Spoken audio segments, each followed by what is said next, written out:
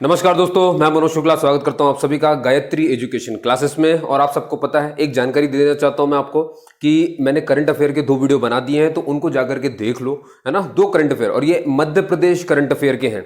इसके अलावा अगर आपको देखना है जनवरी से लेकर के अप्रैल तक का, तो कंबाइंड करंट अफेयर भी मैंने बना के रखा है, तो आप वो वीडियो भी देख सकते हो। यूट्यूब पर जाना, चैनल पर जाना, उसको देखना, नीचे की तरफ स्क्रॉल करना, साफ साफ लिखा मिल जाएगा, ठीक है। तो मध्य प्रदेश के करंट अफेयर के भी 2 वीडियो बन चुके हैं, और बाकी जनवरी से लेकर अभी 2021 के यहाँ तक का अप्रैल तक का भी एक वीडियो डाला हुआ है। मई जैसे ही खत्म होगा तो मई भी उसमें इंक्लूड करके, तो मैं क्या करूंगा, सारा रिवाइज भी करते चलूंगा और नया भी लेते चलूंगा, ठीक है। तो अभी तो हम बात कर रहे हैं, और देखिए जैसे कि मैंने एमपी जीके की सीरीज अलग से चलाई हुई है, एमपी करंट अफेयर अलग चल रहा है और एमपी जीके अलग चल रहा है। तो ये एमपी जीके का चौथा वीडियो है, और एमपी करंट अफेयर के 2 वीडियो अभी डले हुए हैं, तो आप दोनों को देख लेना, और ये चौथा तो है ही। चलो स्टार्ट करते हैं, काफी जानकारी होगी, काफी बातें होगी। भाई देखिए, ये डेट आपको याद रखनी जो मैंने नीचे लिखी हुई है ना, सबको दिख भी रही होगी उम्मीद करता हूं, ठीक है। कौन सी डेट है साहब? ये वाली डेट दिख रही है, 1 नवंबर 1981, ठीक है दोस्तों। 1 नवंबर आप सबको पता है कि हमारा जो मध्य प्रदेश है वो अपना स्टेट डे मनाता है ना, राज्य दिवस हम उस दिन मनाते हैं। हम उस दिन मध्य पर्व मनाते हैं, मध्य पर्व कहते हैं हम उस दिन को, 1 नवंबर को जब हम मनाते हैं। और आपको ये पता होना चाहिए कि 1 नवंबर जो फाउंडेशन डे है मध्य प्रदेश का, मतलब इस दिन ये गठन हुआ, बना था, ठीक है। तो ये सिर्फ मध्य प्रदेश का नहीं है, हमारे 28 राज्यों में से 8 राज्यों का नवंबर में ही आता है, समझ गए। अब इसमें कहने के लिए तो बहुत सारी चीजें हो जाएंगी, जैसे कि केरल है, तमिलनाडु है, कर्नाटका है, आंध्र प्रदेश है, मध्य प्रदेश है, ये छत्तीसगढ़ है ही है, ठीक है। और क्या बचा दोस्तों, और ऊपर से हरियाणा हो गया, पंजाब हो गया। तो याद रखिए ऐसे टोटल 8 राज्य हैं जिनका 1 नवंबर को ही पड़ता है। तो ये तो हो गई बात कि किस किस का फाउंडेशन डे 1 नवंबर को पड़ता है, ठीक है। और अब देखिए, मैंने एक सन लिखा हुआ है 1981। ये क्या है दोस्तों, 1 नवंबर 1981 ये वो सन है जब हमने मध्य प्रदेश ने 25वां फाउंडेशन डे मनाया था अपना, ठीक है। याद रखिए कौन सा मनाया था, 25वां फाउंडेशन डे हमने इस दिन मनाया था, ठीक है। तो जब हमारा 25वां फाउंडेशन डे हम मना रहे थे 1 नवंबर 1981 को, तो इस फाउंडेशन डे के उपलक्ष्य में हमने 3 चीजों को अपना राजकीय, है ना, राजकीय मतलब राजकीय, राज्य से मतलब जुड़ा हुआ उपाधि दी थी।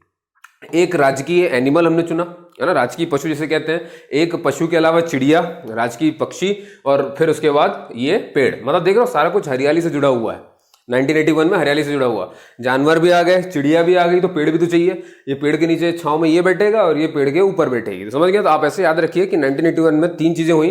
पेड़ है, बरगद का पेड़ है, बरगद के नीचे एनिमल यानी कोई पशु बैठा हुआ है, और वो पशु कौन सा है दोस्तों, हरियाली खाने वाला, वही बारहसिंगा अपना, ऐसे भी याद रहेगा। और ये चिड़िया है, उड़ेगी, तो ये डगाल पे बैठी हुई है बरगद पेड़ के, ठीक है। और इसका नाम क्या है, दूधराज, समझ गए दोस्तों। बारहसिंगा, अब देखिए बारहसिंगा को आपको मालूम है कि इसे भैया स्वैम्प डियर कहते हैं। कान्हा नेशनल पार्क में ये रिजर्व किया गया है, ठीक है। कान्हा नेशनल पार्क जो मंडला में पड़ता है। कान्हा नेशनल पार्क हमारे पूरे भारत में एकमात्र ऐसा नेशनल पार्क है जिसका खुद का मैस्कट है, खुद का शुभंकर है ना, खुद की उसकी पहचान है। और वो पहचान कौन सी है दोस्तों, वही पहचान है बारहसिंगा, और उस पहचान का नाम है भूर सिंह द बारहसिंगा, ठीक है। तो याद रखिए, कभी पूछ ले जाए कि एकमात्र भारत का नेशनल पार्क बताइए जिसका खुद का शुभंकर हो, खुद का मैस्कट हो, तो वो कान्हा नेशनल पार्क है। कान्हा नेशनल पार्क किस जानवर के लिए ज्यादा जाना जाता है, तो आपको याद रखना बारहसिंगा के लिए ही जाना जाता है, ठीक है। ब्रिडरी प्रजाति का ये बारहसिंगा हमारे पास मौजूद है, और इसका साइंटिफिक नेम देख लीजिए, रिकर्वस दुवाउसिली। अब जो भी है ये याद तो रखना पड़ेगा आपको, क्योंकि अब बाकी अगर क्वेश्चन सोच चुके होंगे तो इसमें बात होगी। और बाकी बर्ड आपको मालूम है, ये भैया दूधराज है, जैसे पैराडाइज फ्लाई कैचर भी कहते हैं। पैराडाइज का मतलब होता है स्वर्ग, ठीक है, स्वर्ग होता है, तो ये याद रखिएगा। और इसका जो साइंटिफिक नेम है वो है टर्सीफोन। फोन का मतलब साउंड होता है, ठीक है, याद रखेंगे। तो ये हमारा दूधराज पक्षी हो गया। इसके जो मेन क्वेश्चन है ना, आपको ध्यान रखना है, जैसे कि ये 50 से 55 सेंटीमीटर तक लंबा होता है। अभी तक ये क्वेश्चन आए नहीं है, तो उम्मीद कर रहा हूं कि ये आ सकते हैं। तो क्या है कि देखिए, अब ये तो अगर आपको पता है तो उस पर टाइम मत खर्च करिए, जो नहीं पता उस पर सीधे पहुंच जाइए। भाई इसकी पूंछ की लंबाई भी याद रखो। अगर ये पूरा जानवर 50 से 55 सेंटीमीटर का है, तो आप ध्यान दो कि इसकी पूंछ ही करीब 30 से 35 सेंटीमीटर की है। 30 से 35 सेंटीमीटर सिर्फ पूंछ है। अब जो भी 20 बचा है उसमें उसकी बाकी बॉडी आती है, सिर्फ पूंछ ही सबसे ज्यादा लंबी है उसकी। तो उसकी पूंछ की लंबाई भी याद रखो और उसकी खुद की भी लंबाई पूरी याद रखो। और फिर आता है दोस्तों स्टेट ट्री हमारा बेनियन, है ना। इसका साइंटिफिक नेम फिकस बेंगालेनिस है। बेनियन मतलब बरगद। तो आपको इसमें रटने की जरूरत नहीं पड़ेगी, क्योंकि देखो सब कुछ बाबा से है, बरगद, बेनियन और बेंगालेनिस, है ना, ये याद रखेंगे। तो ये 3 चीजें हमने, पेड़, जानवर, पक्षी, ये हमने उठा लिए थे अपने 1 नवंबर 1981 को, ठीक है। डेट बता दी, उस समय हमारा 25वां फाउंडेशन डे था।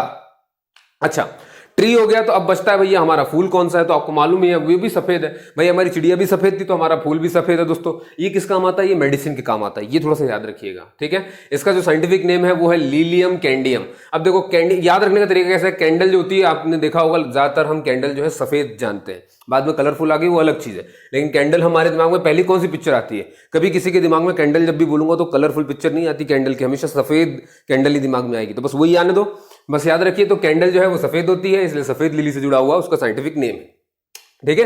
तो लीलियम, और इसका नाम ही है, देखो लिली तो यहीं पे लिखा हुआ है, तो लिली तो है ही है, लीलियम, और सफेद है तो कैंडल से कैंडियम, बात ही खत्म हो गई, मेडिसिन के लिए इस्तेमाल होता है। भाई हमारा जो राजकीय खेल है ये हमने अभी अभी 2013 में लिया था, है ना, ये हमने 2013 में लिया था दोस्तों, सबको पता ही होगा ये बात। अच्छा, अब देखो यहां पर ये, और राजकीय खेल है कौन सा हमारा, मलखंभ है ना। अब इसके दो क्वेश्चन जो आपको याद रखने वो ये है कि अगर आपसे पूछे जाना कि मलखंभ ठीक है हमने लिया है, इससे जुड़ा हुआ एक तो आपको अवार्ड पता होना चाहिए, किस कौन सा अवार्ड दिया जाता है, और दूसरा आपको इसका अकेडमी पता होना चाहिए। तो इसकी अकेडमी दोस्तों हमारे महाकाल की नगरी है ना, महाकालेश्वर उज्जैन में है, ये ध्यान रखेंगे, ठीक है। तो मलखंभ अकेडमी कहां पर है, उज्जैन में है दोस्तों। और इसके नाम से जो अवार्ड मिलता है मलखंभ में, मलखंभ मतलब वही खेल है जिसमें आप ऐसे खंबे में लटक करके करतब दिखाता है इंसान, है ना, काफी ताकत लगती है, ये याद रखें। तो ये जो मिलता है ये है प्रभास जोशी अवार्ड, ठीक है, प्रभास जोशी अवार्ड इसे मिलता है और उज्जैन में ये होता है। अब अगला है दोस्तों डांस और ड्रामा, ठीक है, नृत्य और आपका क्या कहना चाहिए नाट्य जो आता है, तो डांस और ड्रामा। अब डांस आपको राई याद रखना है और ड्रामा जो है वो आपको पता है माच है, ठीक है, सबको मालूम होगा ये चीज। अब मेन चीज क्या होती है वो सुनिए ध्यान से, ये जो माच है ना, माच ये कहीं नहीं होता, मालवा में ही होता है। देखो एक डांस आता है दोस्तों, एक डांस आता है, डांस का नाम है मटकी, ठीक है, मटकी भी कहां होता है, ये भी मालवा में ही होता है, ठीक है। तो एक डांस मटकी और माच ड्रामा का नाम है, ये ध्यान रखेंगे, और मटकी डांस का नाम है, दोनों के दोनों मालवा से जुड़े हुए हैं, ठीक है। और स्पेशली जो है ये ड्रामा, ये माच वाला कहां पर होता है, उज्जैन में होता है। और उज्जैन में क्या हो रहा है दोस्तों, मलखंभ का एकेडमी है वहां पर, आपको पता होगा, ठीक है। अब डांस के बारे में मैंने बताया आपसे, देखिए बुंदेलखंड में है, ठीक है, मालवा बिल्कुल इस तरफ और कहां बुंदेल बिल्कुल इस तरफ, ठीक है, बुंदेल बघेल ऐसे पड़ता है, तो ये बुंदेल हो गया, मतलब ये छतरपुर वाला एरिया पड़ जाता है दोस्तों। इसमें क्या चीज याद रखनी है कि जो हमारा राई नाम का ये जो डांस है, हमारा जो राजकीय नृत्य है ना, डांस जो है, इसमें परफॉर्मर्स के नाम कभी कभी पूछ लेता है, तो आप याद रखिए एक होता है बेधनी और एक होता है विदूषक, है ना, वेधनी और विदूषक, ध्यान रखेंगे, ठीक है, वेधनी और विदूषक ये इसमें परफॉर्मर्स होते हैं, जो इसमें परफॉर्म कर रहे होते हैं इस डांस में, राई नाम के, उसमें वेधनी और विदूषक होते हैं, ठीक है। चलिए बहुत बढ़िया, तो वेधनी विदूषक बुंदेलखंड राई याद रखेंगे। और ड्रामा के लिए माच और मटकी एक डांस है, ड्रामा एक माच एक ड्रामा है, दोनों मालवा में है, उज्जैन के आसपास, ठीक है दोस्तों। अब बात करते हैं हमारे स्टेट एम्बलम की, है ना भैया, ये राजकीय चिन्ह है हमारा, आपको दिख रहा होगा, ये तो अमूमन पता ही होता है कि 24 तिल्लियां यहाँ पर दिख रही हैं, 24 स्तूप बने हुए हैं आसपास उसके, इनको काउंट करोगे तो 24 निकलेंगे। 24 स्तूप होने के बाद आप अंदर देखोगे तो आपको हरी कलर की एक आउटलाइन दिख रही है। हरी कलर की आउटलाइन क्या दिखाता है दोस्तों, कभी ये क्वेश्चन पूछ ले जाए तो याद रखिए, ये अपॉर्चुनिटी दिखाता है ना, अपॉर्चुनिटी, ठीक है, अपॉर्चुनिटी दिखाता है हरा सल्कर। और भाई फिर आता है कि उसके बाद जो आपको दिख रहा है अंदर की तरफ, क्या क्या दिख रहा है भाई, जैसे ही आप ये हरी लाइन क्रॉस करेंगे अपॉर्चुनिटी वाली, तो आपको दिखेगा कि दो चीजें लिखी हुई है, ऊपर लिखा है मध्य प्रदेश शासन और नीचे लिखा है सत्यमेव जयते, ठीक है। इनके बाद जब आप देखेंगे तो आपको दिख रहे हैं कि कुछ पौधों के निशान बने हुए हैं, तो ये क्या है दोस्तों, चावल और गेहूं के हैं, इंग्लिश में इन्हें कहते हैं व्हीट और पैडी, पैडी मतलब चावल और व्हीट मतलब गेहूं, तो इनकी क्रॉप की हल्की सी वहां पर छवि दी गई है, ठीक है। और जैसे ही फिर अंदर पहुंचेंगे तो आपको दिख रहा है हमारा राजकीय वृक्ष दिख रहा होगा आपको, है ना, जो हमारा ट्री है, स्टेट ट्री जो है बेनियान, ठीक है, बेंगेलिनिस, जिसको आपने भी थोड़ी देर पहले पढ़ लिया, और 1981 में इसको बनाया था, याद है ना, पेड़ जानवर और पक्षी, याद भूलना नहीं इसको।